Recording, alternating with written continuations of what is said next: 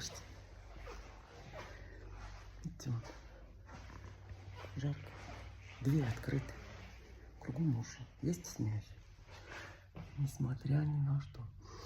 Но мне нужно заметить румянец. Это я так беседовала с Ростелекомом. Кадр попался очень интересный. Есть подозрение, что это...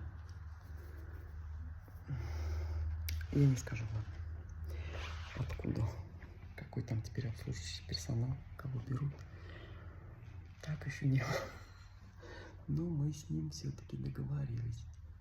Да, хожу теперь в глазах, в губах-то, естественно. Ну вот. Вот я очень эмоциональный. Так, все, ладно, хватит.